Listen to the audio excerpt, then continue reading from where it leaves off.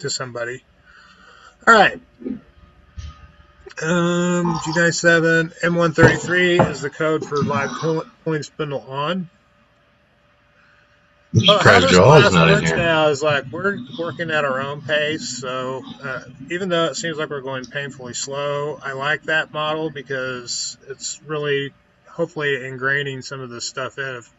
Usually when we're trying to get things programmed and get out on the floor and get it cut, we probably go through it a little more quickly. And the concept of the class has changed a little bit. A little bit. Yeah, we don't get the hands-on experience. So even though they're in G0, they give it another G0. I'm not doing that. I'm just going to leave it. So I rapided right down to my X plane, which may not have been the greatest idea. So let's change that to X 2.250 or X 2.4.5 for clearance. And here we'll say, so that puts it kind of in front of our part. And now we can say, I forgot my number already, 1.622. Pretty sure it was. Let me look at my example here. I'm not really using my example. X 1.622.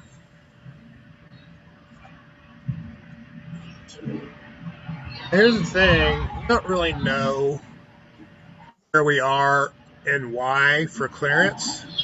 So I'm going to cheat and use my Mastercam model to know how far to analyze distance from here to here. I've gotten really bad about using Mastercam for a crutch these days because I work on it all the time. It's like, what's wrong with that? Nothing. But this is a manual programming class. But I mean, I don't want to sit and turn it into a math class by trying to figure out what the length of this segment is. Yeah. Normally, especially when we have technology to do it for us. Right.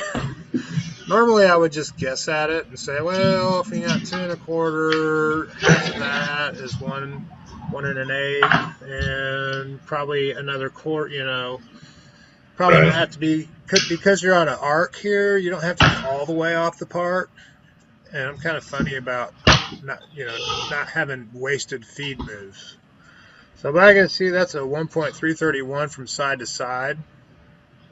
So if I take that 1.331 and add my 1/4 inch to it, plus 0.250 for the end mill, then another 200 thousandths for clearance, it's going to be 1.781 for the clear. As opposed to, let me write that down first. Y, let's see, we want a climb cut, so we're going to start on the plus side of Y. Y 1.781. So if we had gone on the diameter of that, it would have been 2.250. 2.250 plus 0.250 plus 0.2 divided by 2. Yeah, I did my math wrong. Let's analyze that again. Here to here. I forgot to divide it by 2. 1.333. So I would say 1.333 plus 0.250 for the diameter of the cutter for each side, plus 0.2 for 100 thousandths clearance for each side, divided by 2, so it's going to be 891. That's an easier number to remember anyway.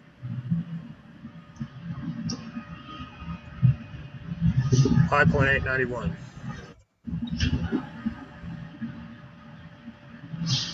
Okay, so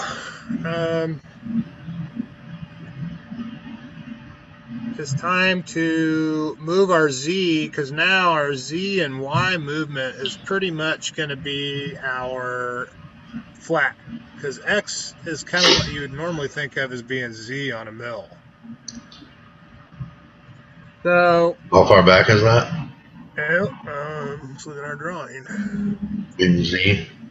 It's good. We're programmed to center though, remember? So we're going to tell it to go an inch minus 125 for the diameter of the cutter.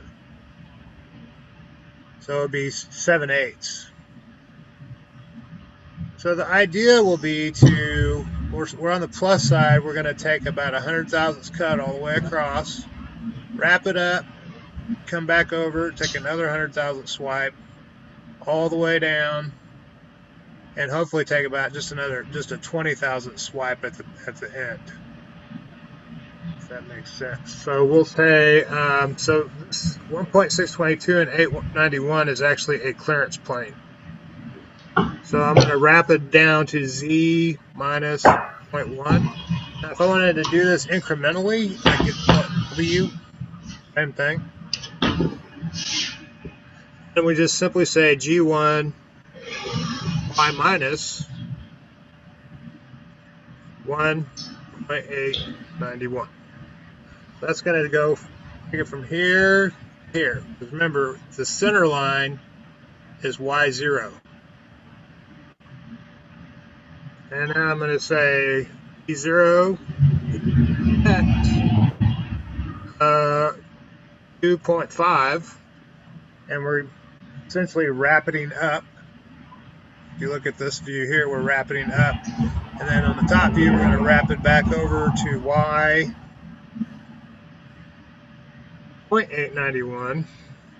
Actually needs to be a 1 minus 0.891.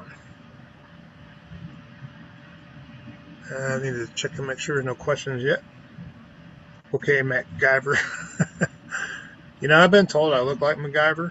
I think I look a little bit like Harrison Ford, though, right? Actually. Just a little Saturday morning humor there. Okay, we're wrapping out. More like Gene Wilder. Gene Wilder. Hey, he was great. Yeah, love Gene Wilder. He passed away not too long ago. We're going to wrap it over to 891. I'm going to establish a pattern here, and then I'm going to have you guys fill out the last little bit. 5.891. Also, if you're having problems with this homework after class, you get to looking at it, feel free to text me. You know, I'm available. We can move Y and Z at the same time here because we're in a clearance plane. So Z minus 0.2. And then, still in rapid, we're going to say X 1.622, because that's our flat.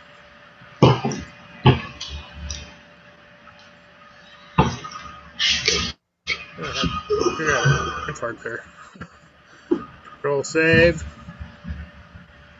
All right, so this is where your homework comes in. G1 Y dot blah blah blah blah blah blah. G0 Z or X. Oops. Blah blah blah. ZX. Blah blah blah. X. And then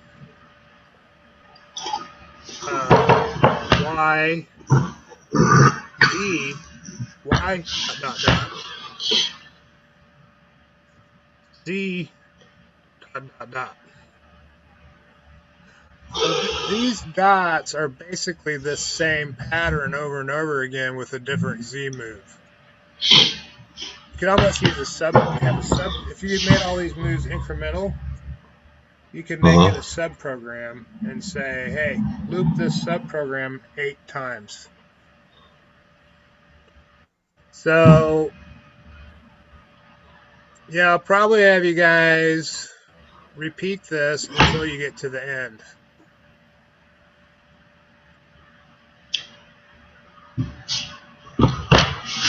So repeat to Z minus 0.875. right, that's basically all this geometry. So the deal is the M and G codes are the easy part.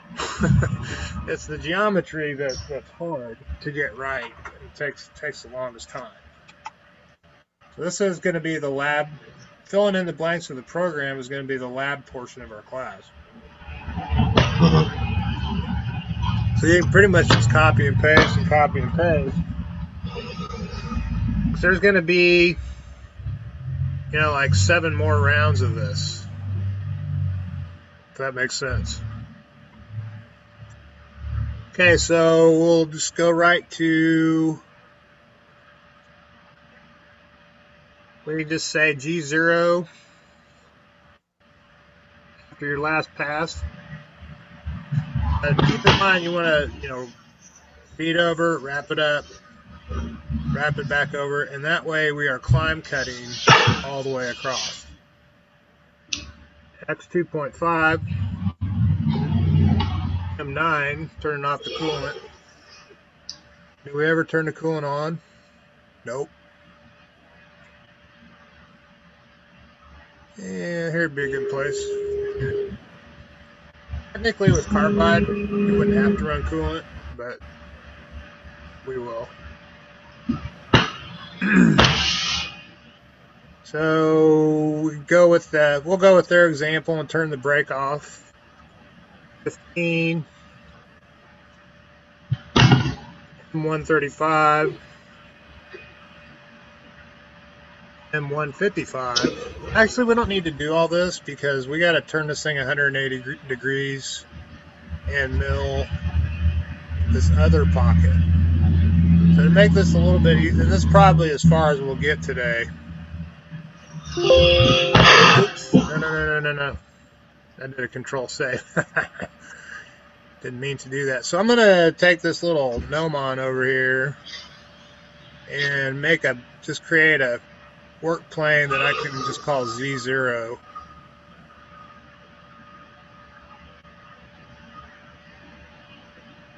Come on, Bessie. There you go. Stay. And I'm going to rotate that around. Just basically want this to be the top. 90. All right. So that way when I click on top, it straightens up. Yeah, I don't want that either particularly. I really want X to run this way. Minus 90. All right, now top.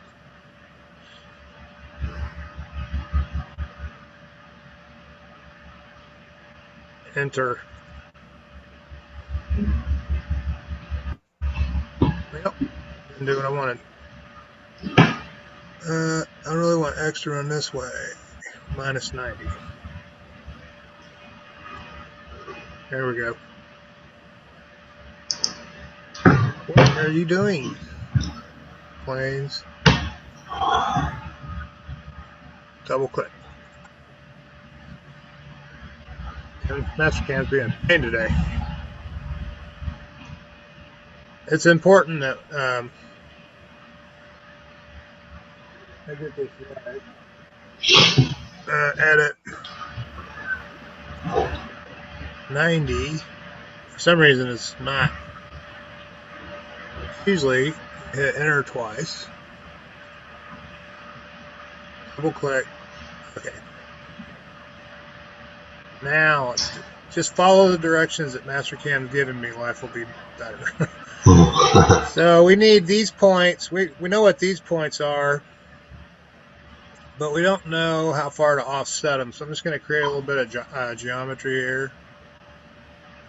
Line from the center of this to here.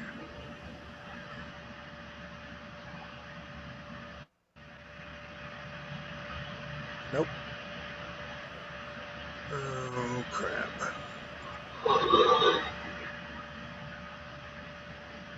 So first of all, it's not picking up my center point. Sometimes with these models, they give you fits. Yeah, you gotta make sure you're picking the one on the top. Yep. Because it'll try to grab the geometry at the bottom of the hole. Oh yeah, yeah. Yes, it will. I've had that happen before, and then it drills a hole way too deep. Yeah. All right, so now I can create lines to all those.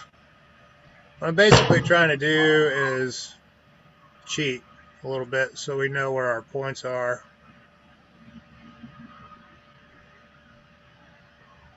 And then we can create a line parallel, set it to like 0.150 or 175. Lock it.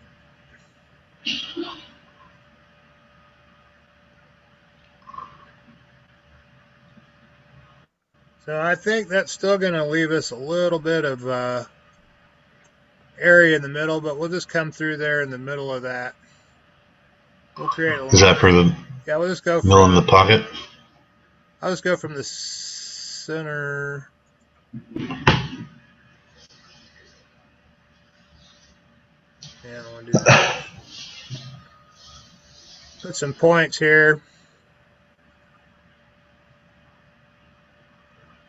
So normally you could go in here and just click on the geometry and let Mastercam program it, but unfortunately it's not a Mastercam class. So.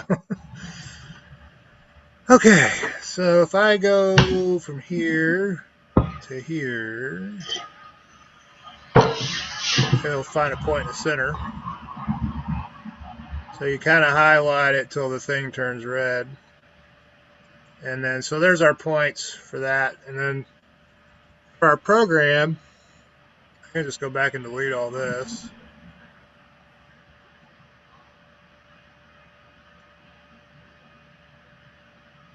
I'll leave it there just in case. I want to have to go back and refine those points. So I'm basically giving myself some points to move to when we go to write this Pocket program. I'm going to